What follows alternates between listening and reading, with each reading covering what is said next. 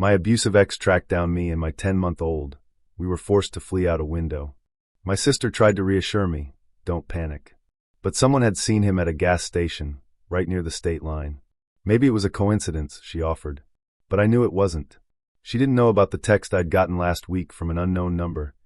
How's the baby? At the time, I'd blocked it, told myself it couldn't be him. But I knew then, and I knew now. I snatched Lily from the bath, wrapping her in a towel, my hands shaking so badly I could barely hold her. Jackson wasn't supposed to know where I lived. He definitely wasn't supposed to know about Lily.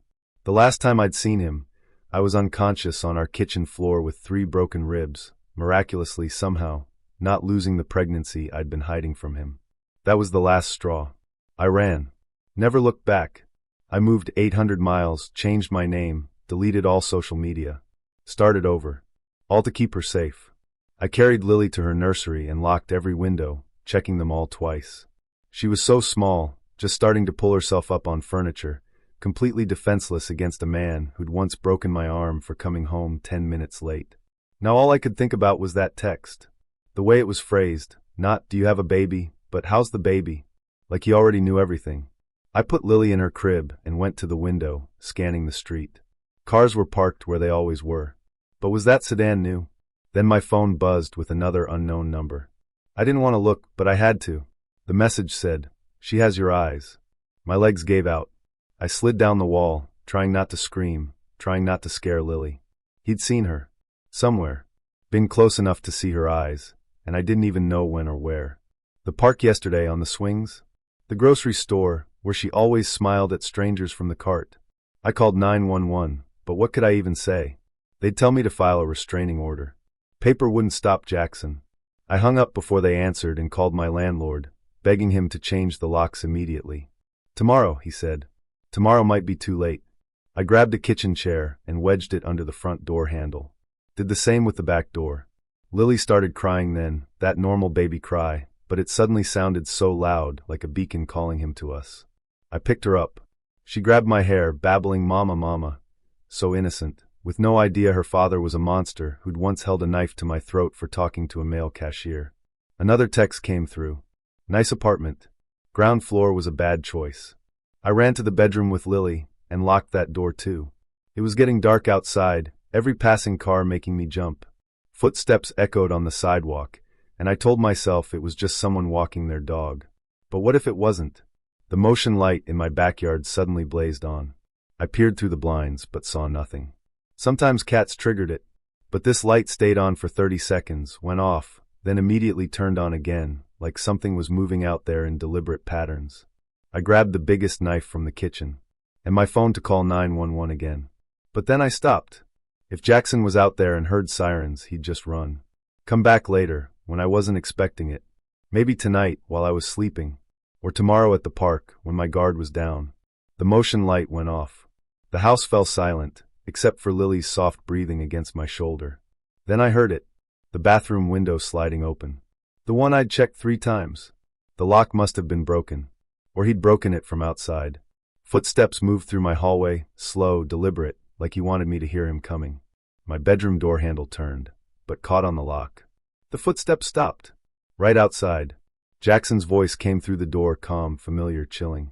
"Open the door, Ava. I just want to meet my daughter." I held Lily tighter. "Go away or I'll call the police." He laughed. "With what phone?" "The one you left on the kitchen counter when you ran to the bedroom." My blood went cold. He was right. I'd put it down when I grabbed the knife. Jackson was 5 steps ahead of me, always. I watched Lily's tiny body shake as my arms started trembling. "You took a year from me," he said. "A whole year of my child's life, and now you owe me." The door handle rattled harder, then stopped.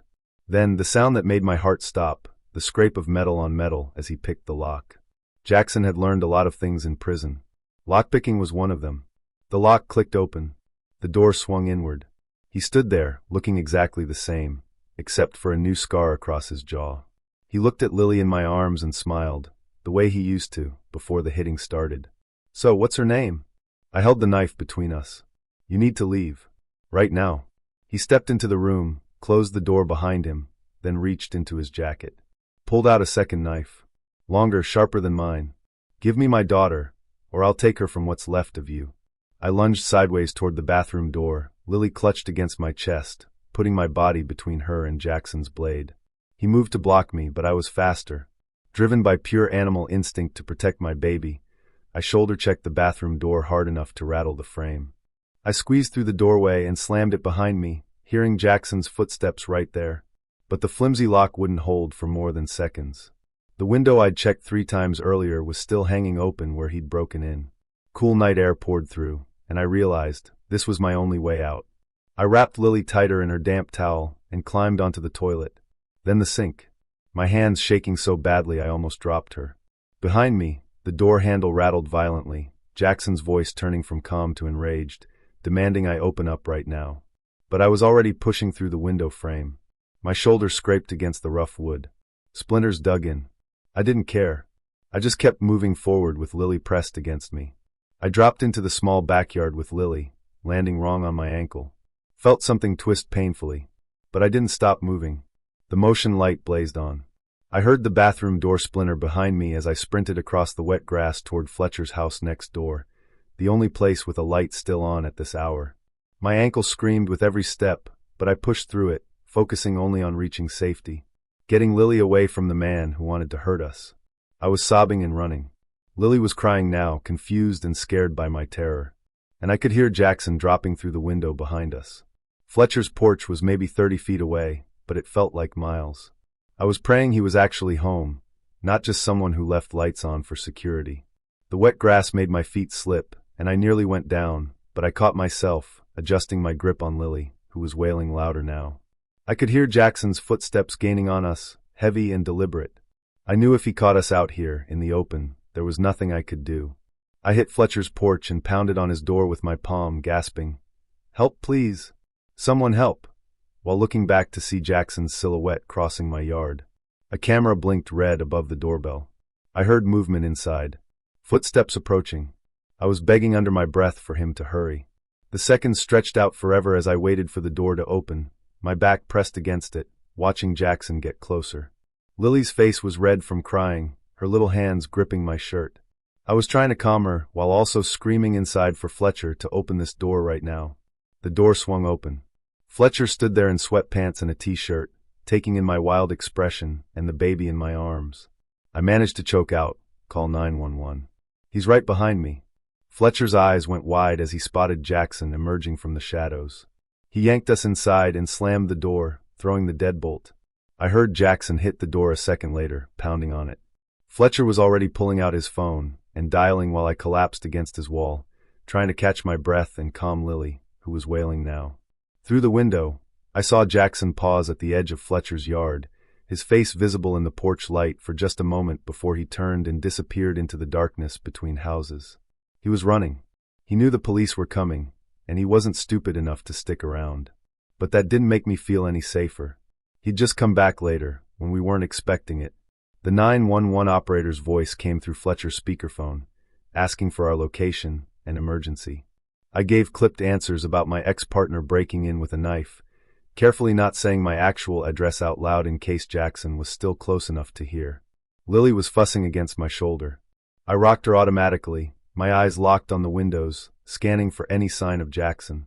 Fletcher's house smelled like coffee and laundry detergent. Normal smells that felt surreal given what just happened. I was shaking so hard my teeth chattered. In the distance, I finally heard sirens starting to wail. That distinctive sound that meant help was actually coming. Some of the tension in my chest released, just slightly. The operator asked questions about Jackson, about whether he was still on the property, about whether I or the baby were injured. I answered in short bursts, trying to keep my voice steady. Fletcher brought me a blanket and wrapped it around Lily and me. I noticed his hands were shaking, too, probably from the adrenaline of having a violent man show up at his door in the middle of the night. 2 police officers arrived within 6 minutes. They immediately searched my backyard and apartment, while a third stayed with us at Fletcher's house, taking initial information. I watched through the window as their flashlights swept across my yard, checking behind bushes and along the fence line, looking for any sign Jackson might still be hiding nearby. They found obvious pry marks on the bathroom window frame. My kitchen knife abandoned on my bedroom floor where Jackson had dropped it when he ran. And my phone, sitting on the kitchen counter exactly where he said it would be, which made my skin crawl all over again. The officer taking my statement was young, maybe mid-20s. He wrote everything down in a small notepad, asking careful questions about my history with Jackson. I explained about the previous assault, the broken ribs while I was pregnant, the 800 miles I'd moved to get away from him, and how he somehow found us. Fletcher showed the officer his doorbell camera footage, and they watched it together on his phone, seeing Jackson's face clear as day as he crossed the yard, chasing us. The officer nodded. "This is good evidence," he said. "Solid proof of what happened." He'd make sure it got included in the report. The officer with the notepad closed it and looked at my ankle, which I noticed was twice its normal size now and turning purple. He said I should really get checked out at the hospital, especially since I was holding a baby and might have done serious damage. I shook my head. I wasn't taking Lily to an ER at midnight when it was probably just a sprain. And besides, I couldn't leave her with anyone. Fletcher appeared with an ice pack wrapped in a dish towel and handed it to me. I pressed it against my ankle, trying to keep Lily calm on my other hip. A paramedic arrived and knelt down to examine my ankle, pressing gently on different spots and asking me to flex my foot. She said it was likely just a bad sprain, but I should stay off it for a few days and keep it elevated. She wrapped it with an elastic bandage from her kit. The officer started asking me questions for his report. I went through everything in order, trying to keep my voice steady and factual. I told him about the texts from unknown numbers, the bathroom window I checked 3 times, Jackson's voice through the bedroom door, the knife he pulled when I refused to give him Lily. The paramedic finished with my ankle and moved to check Lily over, looking in her ears and eyes with a small light, listening to her breathing, making sure she wasn't hurt during our escape. Lily fussed and reached for me. The paramedic assured me she seemed fine, just scared from all the chaos and strange people. About an hour passed, with officers going in and out, taking photos of my apartment, bagging evidence. Finally, a detective showed up, Zachary Schaefer, maybe 50, with gray hair and reading glasses hanging from a cord around his neck. Something about his calm, methodical way of moving made me feel like maybe he actually knew what he was doing. He sat down across from me at Fletcher's kitchen table and pulled out a small notepad. He started asking detailed questions in this patient voice that didn't make me feel rushed. He wanted to know everything about my history with Jackson. So, I told him about the assault 3 years ago that put me in the hospital with broken ribs while I was pregnant. About how I'd hidden the pregnancy from Jackson because I knew he'd either force me to get rid of it or use it to control me forever. Detective Schaefer wrote everything down in careful block print, asking follow-up questions about dates and locations, and whether I'd filed police reports back then. I explained I had filed a report after the hospital visit, but then I disappeared before the court date because I was too scared to testify. I could see him making notes about that. He asked about the threatening texts. I described the 2 messages. He nodded when I mentioned they came from unknown numbers, saying they'd subpoena phone records to try tracking them down. We went through tonight's timeline step by step, from when I heard the bathroom window open to when I pounded on Fletcher's door. He wrote it all down, without rushing me or making me feel like I was being dramatic.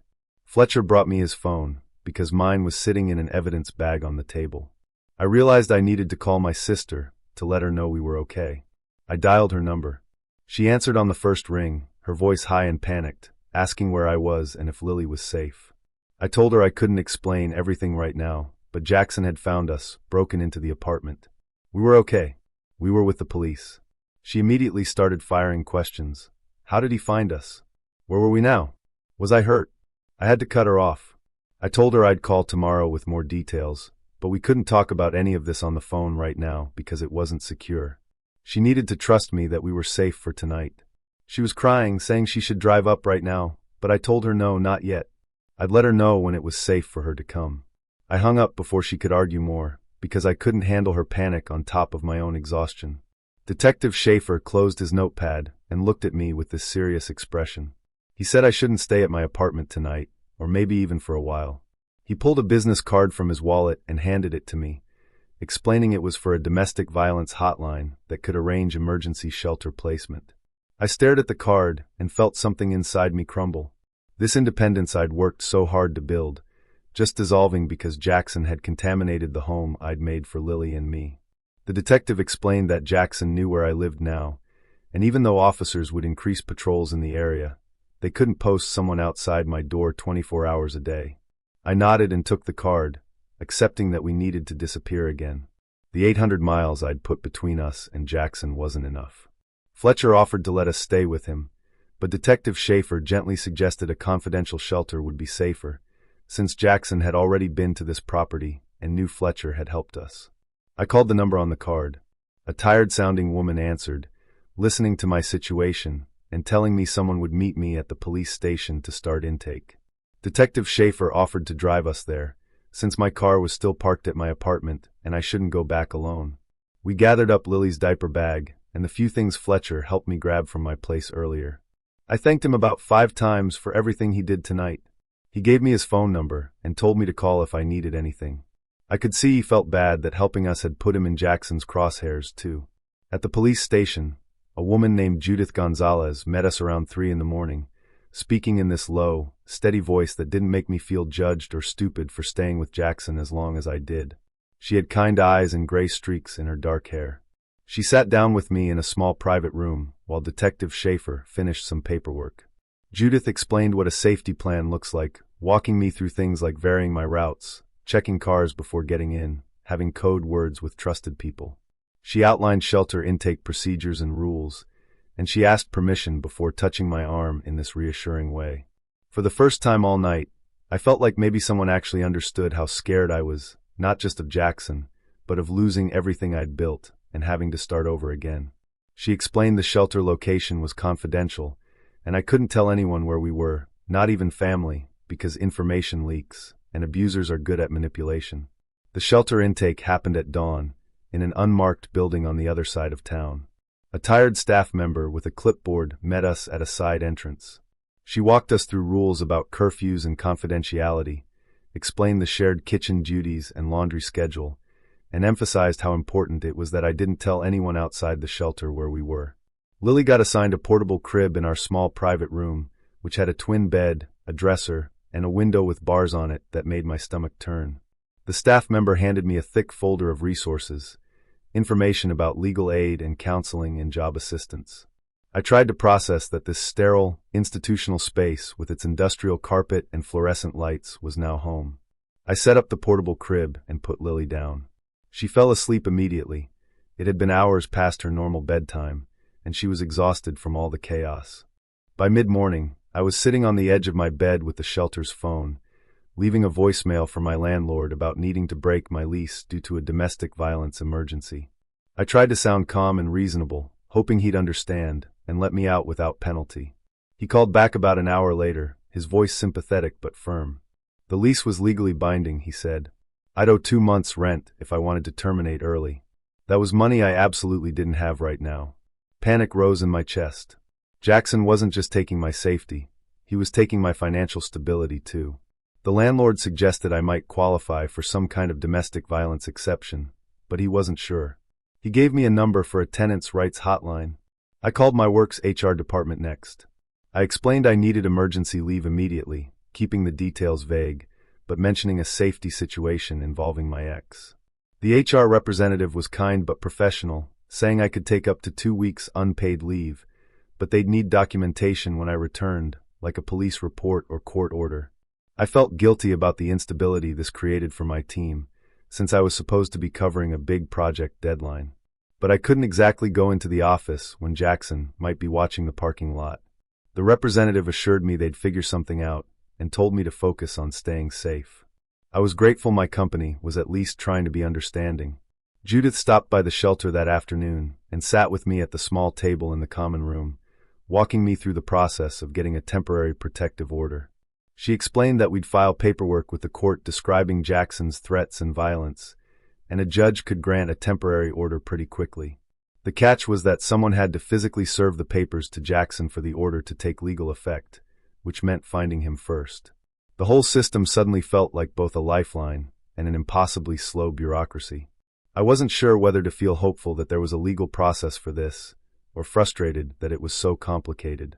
Judith assured me she'd help with every step and connected me with a legal aid attorney who could represent me for free. That evening, Detective Schaefer called the shelter's main line. They transferred him to me. He told me Fletcher had shared his doorbell camera footage with the police. The video clearly showed Jackson's face as he crossed the yard, chasing us. The detective sounded satisfied with the evidence quality because it was time-stamped and high resolution.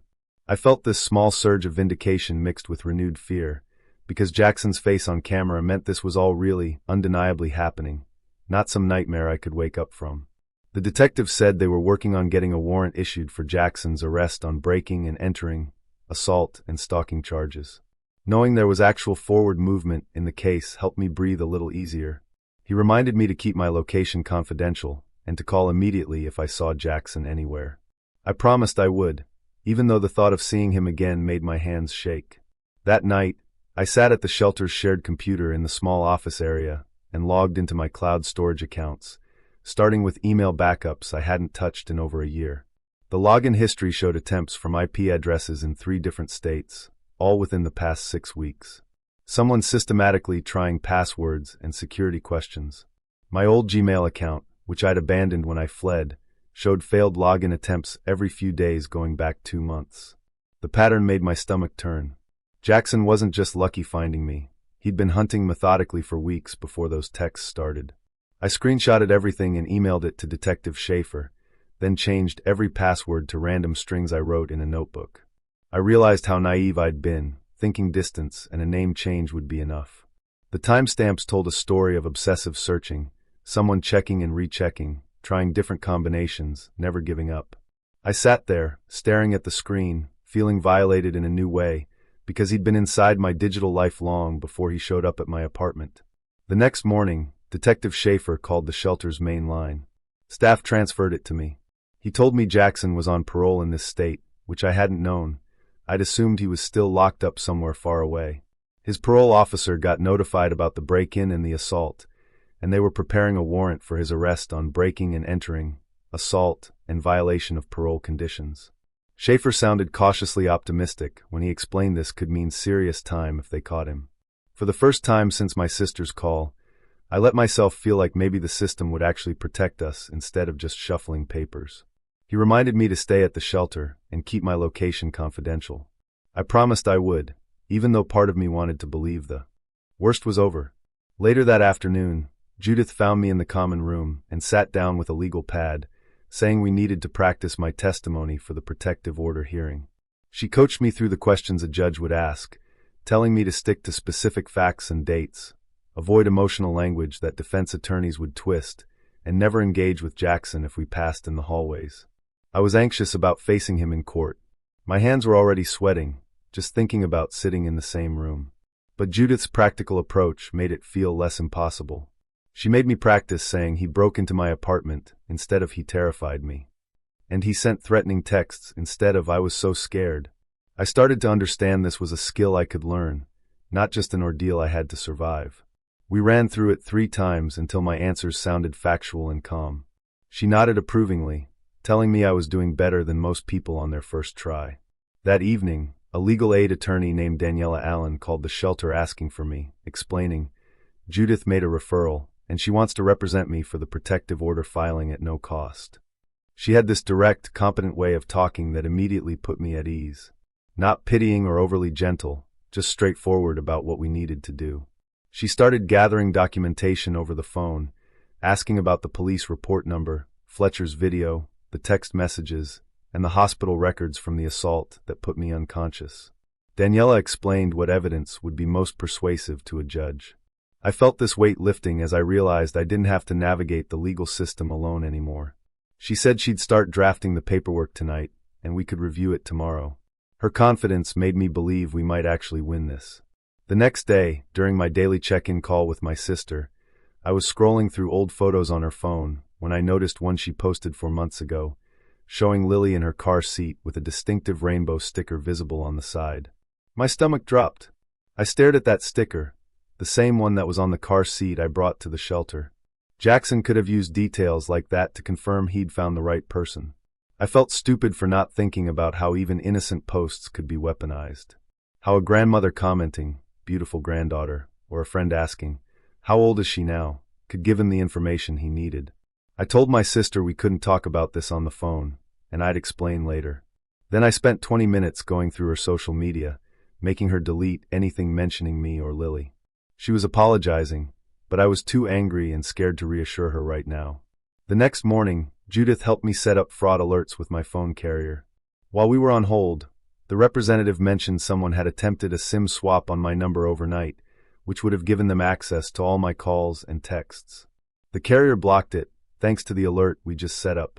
I was shaking as I realized how close Jackson came to intercepting everything. Every conversation with Judith and Daniela and Detective Schaefer. Judith stayed calm and walked me through additional security measures, setting up a PIN that had to be verified for any account changes. I was learning there were so many ways he was trying to access my life that I never even knew existed. The representative confirmed the SIM swap attempt came from a location 3 states away, which meant Jackson might not even be nearby anymore. He could be anywhere, running this campaign remotely. That afternoon, Daniela filed for an emergency protective order at the courthouse and called me 2 hours later, saying we got a court date within 72 hours, which she explained was fast for our county. The judge granted a temporary order based on the police report and Fletcher's video. I felt this fragile sense of relief, knowing there was now a legal barrier between Jackson and us, even if it was just paper. Daniela explained the temporary order was in effect immediately, but we still needed the hearing to make it permanent, and she was already preparing our evidence presentation. I asked what happens if he violates it, and she said he could be arrested on site, which should have made me feel safer. But I knew Jackson well enough to understand he didn't care about legal consequences when he was angry. A process server tried to deliver the protective order paperwork to an address associated with Jackson's cousin the next day, but Jackson dodged him. The server logged the attempted service in his report. Daniela called to explain this created a paper trail showing Jackson's awareness and evasion, which would help our case when we got to the hearing. But I was frustrated that legal technicalities meant he was still out there, unserved. She assured me the temporary order was still valid and police could enforce it. But without official service, Jackson could claim he didn't know about it, and the whole system suddenly felt designed to protect his rights more than my safety. I thanked her for the update and hung up feeling deflated, because every step forward seemed to come with a technicality that let Jackson slip through. That evening, I attended a group session at the shelter where 6 other women sat in a circle, sharing their stories. Hearing their experiences with checking locks 5 times before bed and scanning parking lots for familiar cars made me feel less alone. One woman described sleeping with a baseball bat under her bed for 2 years after her ex was incarcerated, and everyone nodded in understanding. I realized this constant fear I was carrying wasn't me being weak or paranoid. It was a normal response to abnormal danger. They talked about safety planning and rebuilding their lives. I shared about the cloud backups and the SIM swap attempt, and the other women weren't shocked. They'd all dealt with similar invasions. We ended the session by going around the circle, saying one thing we did this week to take back control. When it was my turn, I said I got a legal aid attorney and a protective order. The women clapped quietly. For the first time, I felt like maybe I wasn't just surviving. I was actually fighting back. The next morning, my HR representative emailed, requesting a written statement about my leave for their records. I spent an hour with Daniela on the phone crafting something that disclosed the minimum necessary while protecting my privacy. We went through multiple drafts, removing anything too specific about locations or Jackson's identity, and settled on language about credible threats from a former partner, with an attached police report number. Daniela explained this gave my employer what they needed legally, without creating a document that could be subpoenaed and used against me later. I was learning to think strategically about every piece of paper with my name on it. I sent the email and felt more in control, having clear boundaries about what my employer needed to know. Daniela reminded me that protecting my privacy wasn't being difficult, it was being smart about safety. Detective Schaefer called the next morning, his voice tired but patient, as he explained something I never knew about. He told me Jackson probably used what's called a data broker service to find my new phone number, and maybe even my address. I asked what that meant, and he walked me through how these companies collect public records, from property records and voter registration to utility hookups, then package it all up and sell it to anyone with a credit card. The whole thing was legal. Completely legal. I felt sick hearing this, because I'd worked so hard to disappear. I changed my name, deleted my social media, moved 800 miles away, and it turned out companies were selling my information the whole time. Detective Schaefer gave me a list of the biggest data broker sites and said I should opt out of all of them if I could. I thanked him and hung up, feeling violated all over again, like my privacy was never really mine to control. Judith stopped by the shelter that afternoon, and I showed her the list Detective Schaefer sent. She helped me identify which sites were most important, and we spent the next several hours on the shelter's computer going through opt-out processes. Each site had different requirements. Some wanted photo ID uploaded, others needed notarized forms mailed in. I froze my credit with all 3 bureaus, Equifax, Experian, and TransUnion, entering my information over and over while Lily played on the floor next to me.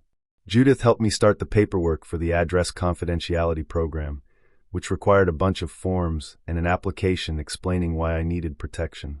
My hand cramped from writing, and my eyes hurt from staring at the screen, but I kept going, because each step meant I was taking back some control. By evening, I'd opted out of 12 data broker sites, frozen my credit, and submitted the confidentiality program pre-screening. It was exhausting work, boring and tedious, but it felt like progress, even though I knew Jackson already had the information he needed. Fletcher called while I was making dinner in the shelter's shared kitchen, and his voice sounded shaken. Someone had gone through his mailbox overnight, he told me, pulled out all his letters, and scattered them across his front lawn. He filed a police report this morning, and the officers took photos of everything. I felt terrible hearing this, because Fletcher only got involved by helping me, and now Jackson was targeting him too. I apologized over and over, but Fletcher cut me off. He said he'd do it again in a heartbeat. He was just glad Lily and I got out safely. He mentioned his doorbell camera caught someone's shadow around 3 a.m, but the person stayed out of frame on purpose. We talked for a few more minutes, and I promised to keep him updated. Then I hung up, feeling guilty that my problems were spreading to people who didn't deserve them. The next afternoon, Daniela came to the shelter, and we sat in a private meeting room, preparing for the protective order hearing. She role-played being Jackson's attorney, asking me aggressive questions designed to make me look unreliable or overdramatic. She pretended to suggest I was exaggerating what happened, that Jackson just wanted to see his daughter, that I was keeping his child from him unfairly. I stumbled through my answers at first, getting defensive and trying to explain too much. Daniela stopped me. She taught me to pause before answering, to redirect every question back to documented facts, to resist the urge to justify myself. She made me practice saying things like, "The police report documents what happened, and the hospital records from the previous assault speak for themselves." After an hour of this, I started to feel less shaky, more confident that maybe I could handle sitting across from Jackson's lawyer without falling apart. Daniela reminded me that the truth was on my side, and I just needed to state it clearly, without getting emotional. My sister called that evening, and her voice was small and apologetic.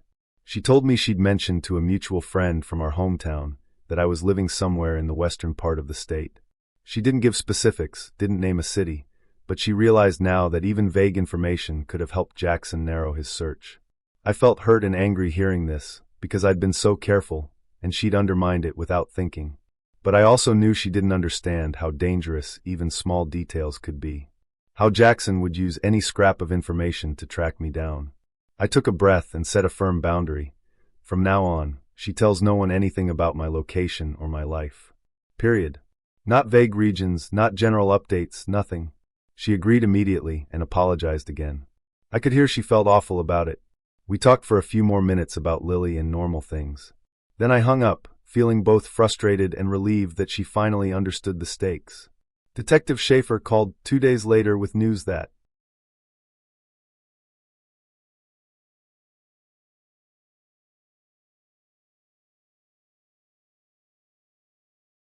sounded almost too good to believe.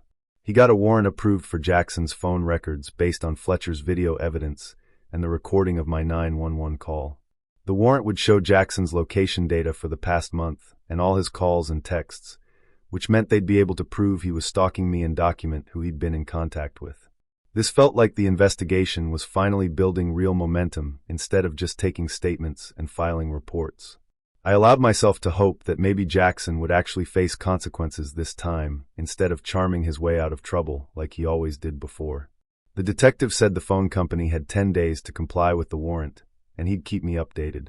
That evening, the shelter ran a safety drill, and all the residents practiced evacuating with our children. A staff member timed us as we grabbed our go bags and got down the stairs to the designated meeting point outside. I managed to get Lily and our bag out in under 2 minutes, which felt fast, but the staff member said I should aim for 90 seconds. It was grim practice, thinking about having to run again, but it was necessary because Jackson was still out there somewhere. After the drill, I went through our go bag and refined what was in it, making sure we had enough diapers and formula, copies of all our important documents, $300 in cash, and the burner phone Judith gave me. Everything fit in one backpack, so I could carry Lily and the bag at the same time if I needed to.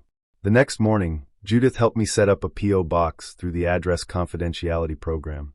Instead of a regular post office box, my mail would get forwarded through a state program that masked my actual address. Any mail sent to my substitute address goes to a secure facility first, then gets forwarded to wherever I'm actually living, and Jackson wouldn't be able to trace it. It took an hour to fill out the paperwork and get everything processed, but when I walked out with my new substitute address, I felt like there was one more layer of protection between us and him. Judith explained that safety isn't one big solution. It's dozens of these small, tedious precautions that add up over time. Detective Schaefer called that afternoon, and his voice sounded serious when he told me Jackson missed his scheduled parole check-in yesterday. His parole officer issued an alert, flagging him as non-compliant, which meant if any police officer encountered Jackson anywhere in the state, they could hold him immediately without needing a new warrant. This didn't catch Jackson, but it did increase the chances someone would spot him and detain him. The detective said Jackson was probably lying low somewhere, maybe staying with friends or family, but eventually he'd slip up. I thanked him for the update and hung up, feeling both relieved and anxious, because Jackson being flagged as non-compliant meant he was even more desperate now. I needed to go back to my old apartment to pick up some mail that arrived before I changed my address. So the next morning, I drove over there with Lily in her car seat. The parking lot looked the same as always, and I parked in my old spot out of habit.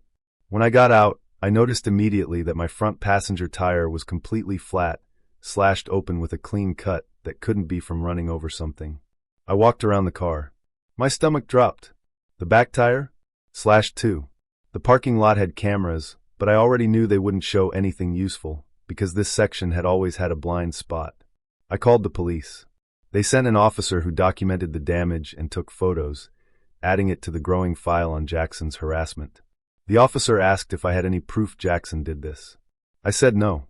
But who else would slash 2 tires on a car belonging to someone with an active protective order? My anger was starting to overtake my fear as I stood there looking at the ruined tires, because the violations just kept piling up.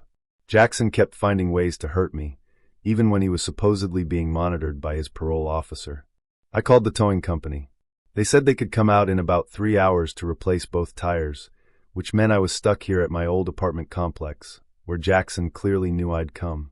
I took Lily inside the building lobby, where at least there were other people around and security cameras. I sat on the hard plastic chairs near the mailboxes, watching every car that pulled into the lot. My phone rang. It was Daniela, calling with an update about the protective order hearing. She told me the court scheduled it for next Wednesday at 10 in the morning. She started walking me through the logistics in her calm, professional voice, explaining that I should arrive through the south entrance of the courthouse, where there's a separate security checkpoint for domestic violence cases. We'd meet in a private waiting room reserved for people with protective orders, and Judith would come with me as my victim advocate, plus an officer would escort us from the parking garage straight to that room. Daniela asked what I was planning to wear. I felt confused about why that mattered until she explained that I needed to look credible and sympathetic without looking like I was trying too hard. So business casual was best. Nothing too fancy or too casual.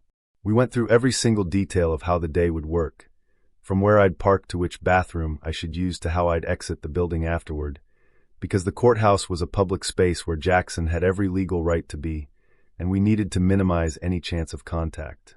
She reminded me that even with the temporary order in place, courthouses have rules about access, and Jackson's attorney might advise him to show up and try to approach me in the hallways to make me look unstable or unreasonable. I wrote down everything she said on the back of a junk mail envelope I grabbed from my mailbox, my handwriting shaky but readable. The tow truck finally arrived. I watched through the lobby window as the driver worked on my car, constantly scanning the parking lot for any sign of Jackson or his vehicle. Detective Schaefer called while I was waiting and told me the police lab finished authenticating Fletcher's doorbell video, which meant they'd established proper chain of custody and verified the footage hadn't been tampered with. Daniela was going to add it to our hearing exhibits, and the detective sounded satisfied with how solid our evidence package was getting. He emailed me a still frame from the video, showing Jackson's face clearly visible as he chased me across the yard.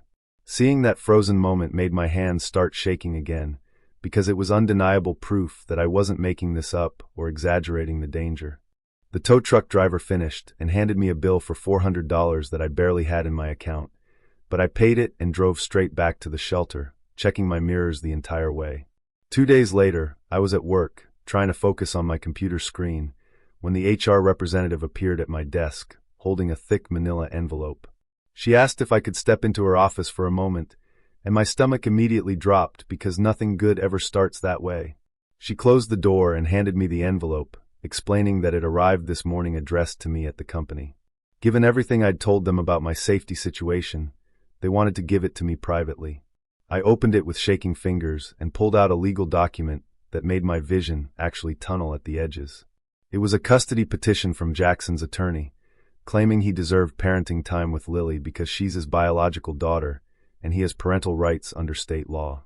The legal language talked about his desire to establish a relationship with his child and his fundamental right to participate in her upbringing. There was no mention anywhere of the fact that he broke into my home with a knife or that he put me in the hospital while I was pregnant. This new front in his campaign to control us felt overwhelming in a way that made it hard to breathe, because now he was using the legal system itself as a weapon to get access to Lily. The HR representative waited quietly while I read through the papers. Then she asked if there was anything the company could do to help with my safety at work. I told her about the protective order hearing next week and how Jackson knew where I worked.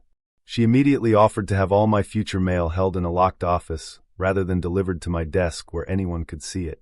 She asked if I needed any other workplace accommodations, and her matter-of-fact support, without prying questions, made me feel less ashamed about the whole situation. I thanked her and headed back to my desk with the custody papers. I called Daniela as soon as I got a break. Daniela sounded angry when I told her about the petition. Not at me, but at Jackson's attorney for filing it while criminal charges were pending. She said she'd file a motion to consolidate everything at the protective order hearing and argue that Jackson shouldn't have any contact or visitation rights while he's facing charges and protection orders. Detective Schaefer called that afternoon with more good news about the investigation. He shared preliminary results from Jackson's phone records that showed cell tower pings near my apartment complex on the night of the break-in. The technical data corroborated the exact timeline and proved his presence in the area, which felt more solid than just my testimony alone. I was relieved to have objective evidence backing up what I lived through, because I knew defense attorneys love to suggest that victims are confused or mistaken about details. The next day, I got a call from the Address Confidentiality Program office telling me my application got approved pending the court order, which meant once the protective order was finalized, all my official records would show only the substitute address. It was a small victory, but it felt meaningful. I was starting to see how multiple layers of protection working together might actually keep us hidden from Jackson long-term. The protective order hearing happened on a Wednesday morning. I sat in the courtroom gallery with Daniela while the judge reviewed all the evidence we submitted. The judge was a woman in her 50s with reading glasses perched on her nose. She took her time going through Fletcher's video footage, the threatening texts, the police reports from the break-in, and the hospital records from when Jackson put me in the emergency room while I was pregnant. She asked Jackson's attorney if his client disputed any of the documented incidents. The attorney admitted they didn't dispute the basic facts, but wanted to argue about Jackson's intent and current threat level. The judge cut him off. She said intent doesn't matter when someone breaks into a home with a knife and violates parole conditions. She granted a 1-year protective order with no contact provisions, which meant Jackson couldn't call, text, email, or come within 500 feet of me or Lily. She ordered him to surrender any guns he owned within 24 hours, and she barred him from seeking custody or visitation rights until his criminal charges got resolved. I felt my shoulders drop with relief as the judge's words made it official, even though I knew paper protection only works if Jackson actually follows the rules. Daniela squeezed my arm and whispered that this was a strong order, and we got everything we asked for. We were gathering our papers to leave the courtroom when I had to walk past Jackson's table to reach the exit. He was standing there with his attorney. As I passed, he looked directly at me and mouthed something that looked like, This isn't over, with this cold smile that made my stomach turn. I kept walking, but Daniela saw it too. She immediately stopped and pointed up at the court security camera mounted above the door. She told the bailiff what just happened and requested the footage for our violation file. The bailiff nodded and made a note. What should have been a moment of victory, celebrating the protective order, was already tainted by Jackson's refusal to accept any boundaries the court set. Daniela walked me out through the secure hallway and explained that if the video showed what we thought it showed, we could file a violation report before we even left the building.